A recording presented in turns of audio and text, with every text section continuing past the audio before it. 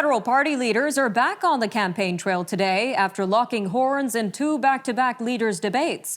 It remains to be seen whether either Wednesday's French debate or Thursday's English debate move the public opinion needle, with just 10 days to go before Election Day on September 20th. Heading into the debates, polls suggested the Liberals and Conservatives were locked in a dead heat. This with smaller parties poised to determine which of the main parties emerges victorious.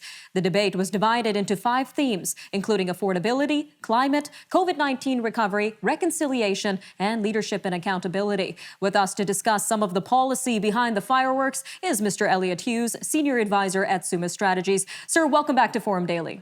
Thanks for having me. So a lot of barbs were traded last night, especially at Mr. Trudeau, sir. What was your overall assessment of the debate? Well, there's a lot of complaints about the debate format. It really made it very difficult for the leaders to put forward their agendas, their policies, and lent itself much more to cheap shots and mudslinging. Unfortunately, Canadians tune into these debates to see what the party leaders want to do with the country going forward. And because of the structure of the debate, and frankly, a little bit of the moderator's role in this, we really didn't get that last night. And considering this structure, sir, were there any major breakthrough moments for our leaders on the stage? I don't think so. I don't think there was any breakthroughs in any of the 3 debates. We had the TVA debate a couple of weeks ago, or last week. We had the French language debate a couple nights ago, and then the English debate last night. There were no massive blows that were landed.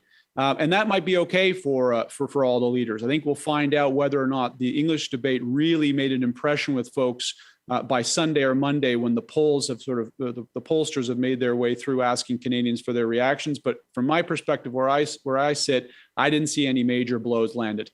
All right, sir, 3 minutes left here. Let's jump to the main issues discussed in the debate. Leadership and accountability. How did the leaders approach this issue? Well, I think the format actually put Justin Trudeau on the defensive right away here. This became essentially a referendum on his 6 years in office, and allowed the other party leaders to go at him on issues around sexual misconduct in the military, China and the 2 Michaels, a number of issues that put him on the defensive. I think he was able to then pivot at the later sections, particularly around the climate change segment, which is, according to most polls, one of the most important topics for Canadians. But certainly on the leadership and accountability, it was open season on Mr. Trudeau. And considering we're in the 4th wave of the pandemic, trying to recover from the financial impact from this crisis, did we learn anything new from our leaders on how they would deal with the recovery from the pandemic? You know, it's a great question, and I wish they spent more time on this last night. This is the question on everyone's mind, and it felt as though it was almost skimmed over. I think that's partly because everyone agrees in the short term, we've got to continue to support Canadians and spend some more money in the short term. But I think what we missed last night was that longer term vision. What's the plan to get Canada's economy going back again once we see the back end of COVID?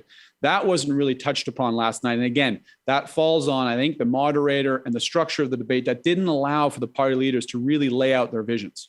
All right, sir, jumping to the issue of affordability. What were the key takeaways from the debate on this issue? The key takeaway for me was everyone agrees that there's a problem. There is less agreement on what the solutions are, however. This is going to be an important issue. It's an important issue today when it comes to inflation, cost of living. The NDP, as we know, have long been talking about these things. We saw a little bit of that from Ms. Paul and the Green Party. But this is certainly at the core of both the Conservative and the Liberal platforms. You've got housing being really important. So it's at least great news to see that affordability and cost of living is on the minds of political leaders. And I'm sure it'll continue to be so, whoever wins on the 20th. All right, sir, 1.5 minutes, but jumping to Indigenous reconciliation, which is also an important topic, especially after finding the unmarked graves at former residential school sites. How did our leaders approach this issue as well, sir? There was some very passionate discussion around reconciliation. It's an important issue, it's particularly in light of what happened over the summer and some of the news from the unmarked graves. Mr. Trudeau actually has quite a good record to run on this. The challenge is that because the problem runs so deep and has been so systemic for so many years, it's not something that you can fix overnight.